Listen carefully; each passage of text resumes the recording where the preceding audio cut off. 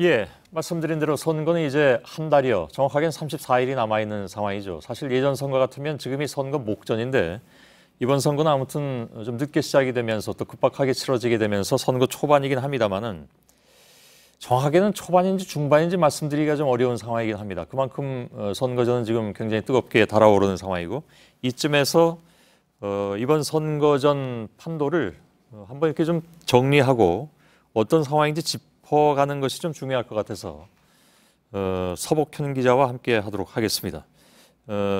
자, 서복현 기자. 예. 국민의당 안철수 후보 지지율 상승의 기반이 보수층이다.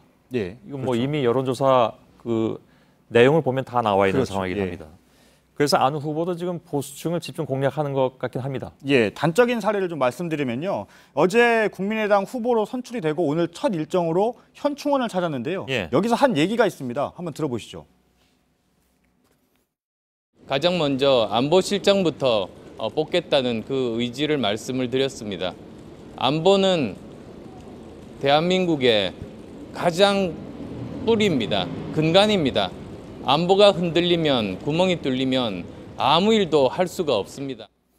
예, 안보하면 대표적으로 이 보수 후보의 단골 메뉴인데요. 예. 사실상 후보 선출 이후에 첫 발언이 안보라는 점이 눈에 띄는 겁니다. 예, 물론 안보가 보수만의 단골 메뉴는 아닙니다. 그렇죠. 진보도 물론 안보를 중시하고 있고 다만 양쪽이 어떻게 안보에 있어서 방법론을 택하느냐 하는 방법론의 차이가 있을 뿐이죠.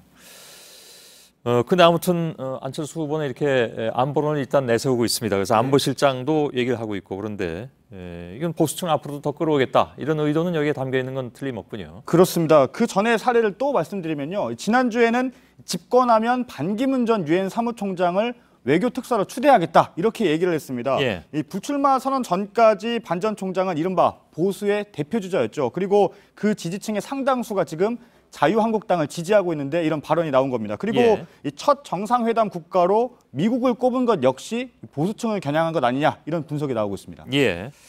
지금 그 이른바 이제 보수층들의 표를 놓고 실제 다툼은 홍준표 후보하고 하고 있는 거 해야 되는 것이죠 원래는. 그렇죠. 예.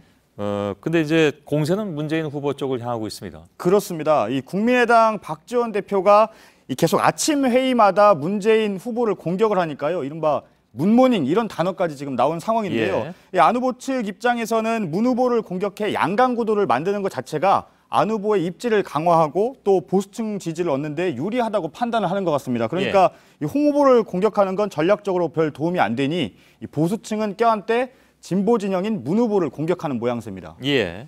아무튼 이전 대선 때는 안 보이던 그런 특이한 현상이긴 합니다. 예. 안 후보의 이런 전략에 대한 각 당 반응이 어떻게 나오고 있습니까? 일단 문재인 민주당 후보부터 좀 살펴보면요. 예. 문 후보 역시 지금 필요한 건 확장성입니다. 이 확장성은 안 후보처럼 중도 보수를 향할 수밖에 없는 구조인데요. 이 보도에도 나왔지만 제이노믹스라는 경제정책의 키워드는 성장입니다. 예. 보통 진보는 분배에 방점을 두지만 보수에서 초점을 두는 성장이라는 단어를 내세운 겁니다. 예. 이 보수 후보 확정 뒤에 또 이승만, 박정희 전 대통령의 묘역을 찾은 것도 이런 보수 끌어안기 전략에 대응하는 중도 보수를 겨냥하는 이런 예. 전략이라고 볼 수 있을 것 같습니다. 자, 이 부분도 또 진보 쪽에선 반론을 제기할 수도 있습니다. 지금 서복현 기자의 얘기에 뭐냐면 진보 쪽에서는 분배를 우선시한다라는 것이 예. 분배를 통한 성장을 얘기하는 것이고 예. 그동안에 지난번에 언제입니까? 이명박 정부 때도 마찬가지지만 그 당시에는 또 지금도 그렇고 성장을 해서 분배를 하자라는 것이고 그러니까 방법론의 차이죠. 그것도 역시. 그렇죠. 예. 자, 안 후보가 보수 쪽으로 이렇게 확장을 하면서 1차적인 타격을 받는 건 홍준표 후보 쪽인 것 같은데 예. 물론 본인은 어떻게 생각하고 있을지 모르겠습니다만 지지율도 지금 오르다가 좀 주춤한 상황이긴 하고요. 그렇습니다. 그러다 보니 이 홍준표 후보도 안 후보를 타깃으로 해서 공격을 하고 있는 모양새입니다. 예. 안 후보에 대해서는 반복적으로 하고 있는 얘기가 있는데 오늘도 그 얘기가 나왔습니다. 한번 들어보시죠. 예. 안 후보만 하더라도 사드 배치라든지 각종 모든 자기가 말하는 안철수 생각이라든지 거기에 경제 정책도 보면 그거는 좌파입니다. 좌파라도 얼치기 좌파입니다. 예.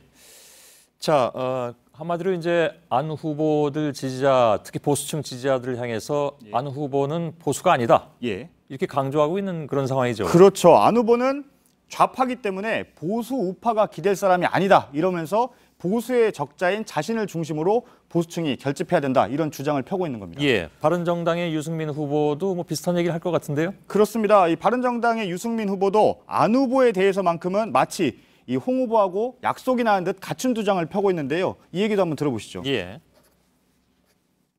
국민의당이 보수 정당이 아니고 민주당에서 뛰쳐나온 민주당의 뭐 이중대 비슷한 그런 정당이다.